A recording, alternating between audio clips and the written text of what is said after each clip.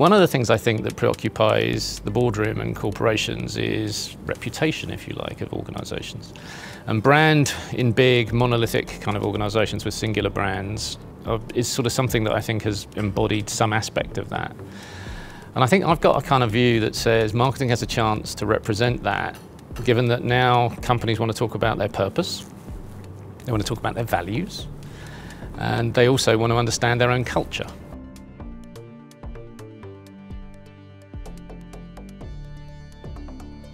What I wanted to do today was just explore what you guys feel the challenges are, either in your own organisations or in your experience of dealing with organisations or dealing with the kind of hard questions we get asked. I could pick on John because I used to work with him years ago, but how do you guys talk about purpose?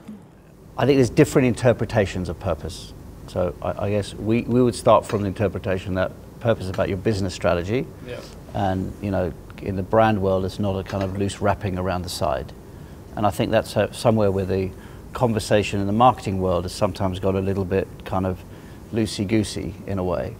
So, you know, I think fundamentally for us as our own business, it's from the boardroom out, not the other way in. First thing. I think the other thing I'd say is that, and just to echo your point, you know, we have this institute called the Beacon Institute, which is convening conversation around purpose, and we've studied CEOs. The reality is it is in the boardroom now, and I would say 5 years ago it was probably seen in the marketing departments, brand ideals, and various interpretations of that. It's now firmly in the boardroom, so I don't think anyone in marketing can ignore the conversation anymore. So I think it's part of the business strategy. I find the word purpose or culture is a bit elusive, right? It's one of those things, you know, I love the quote, culture is what happens when nobody's looking, right? So that's when you know what really, truly your culture is. And from our perspective, I mean, we've been right from the get-go, and we're 106 years old. We always have locked our purpose or our culture down into kind of what we believe and our beliefs, and not on what we sell. Because if that was the case, we would be out of luck for a long time, because we were used to sell typewriters and used to sell clocks and meat slicers. We don't sell that anymore. And even that makes it even trickier, which is what we're going through now. Since the mid-2000s, we don't have anything you can touch at IBM. So IBM is truly experienced through the IBMer. So how do you ignite a culture and deliver with 380,000 people as your brand advocates about who you are and what you stand for? So that's what we're tackling right now.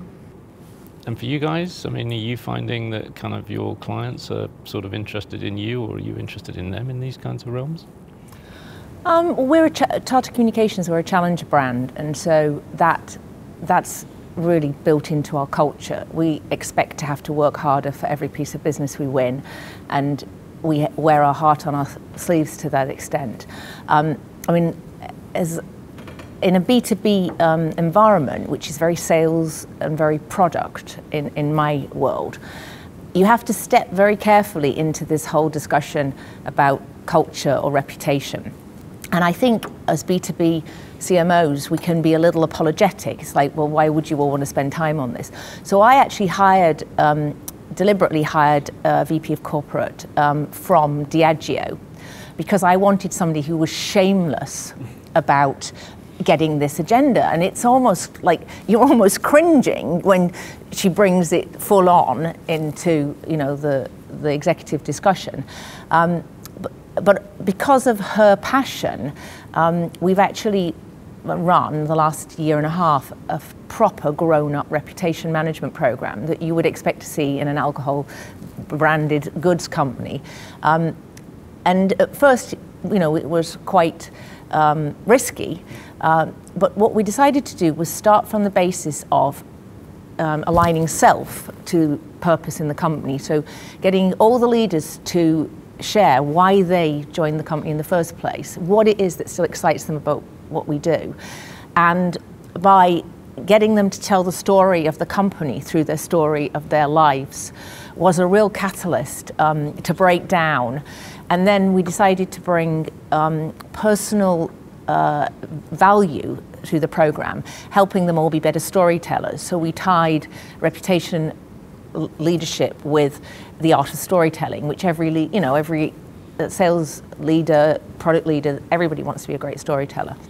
And we've got incredible adoption, but it wasn't going straight through the front door. It was a little bit via. Sort of inside out kind of thing. Yeah, and I think just having that passion in your team. I'm not passionate about reputation. I'm much more about growth. Yeah. Give me business growth. So that's something I'm really comfortable being passionate about. And I don't think you can fake passion about reputation. So I brought that into the company, and I encourage her to be as outspoken as she can be. I think for me it's quite interesting where if a business is in a very comfortable position and everything is sailing along very smoothly, then I think it can really embrace that and it really means it.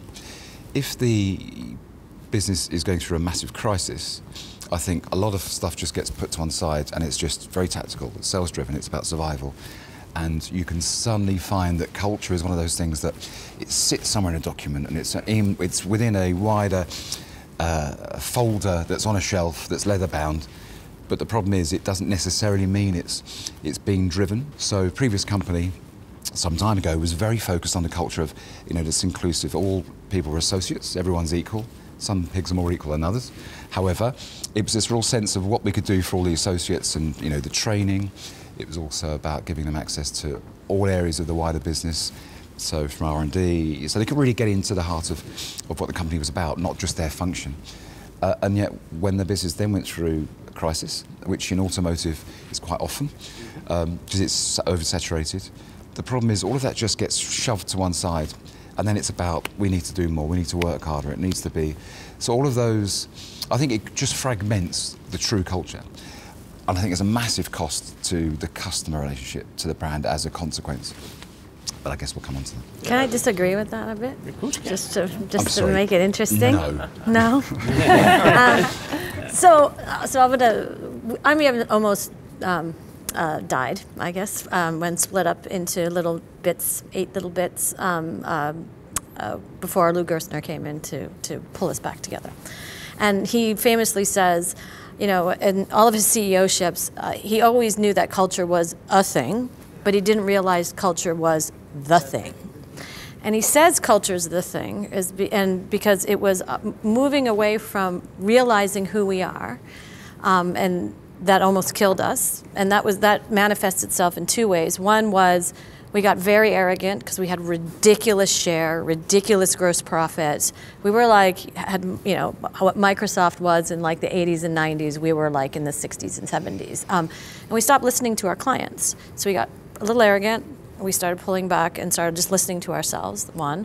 Then we had, with the massive share we had the antitrust suit put on top of us. And for 13 years, we were inspected. We couldn't use the words like share, gain, win. Mm-hmm. So think of what that would do to a company's mojo, right? So those 2 things started to break us apart, and so we forgot who we were. So that moved, that whole culture statement, just forgetting who you are, almost killed us. And then Gerstner bringing us back together, reminding all of us who we are and what our culture and our purpose was about, was the thing that saved us in the end. I can see how the trap, though, a little bit is that if you're producing a product rather than a service, it's a lot easier to think of culture as being a smaller part of what the board has to do.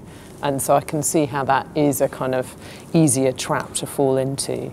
But I guess there's that thing going on now where there's a whole bunch of research that shows people wouldn't care if 3/4 of brands disappeared tomorrow.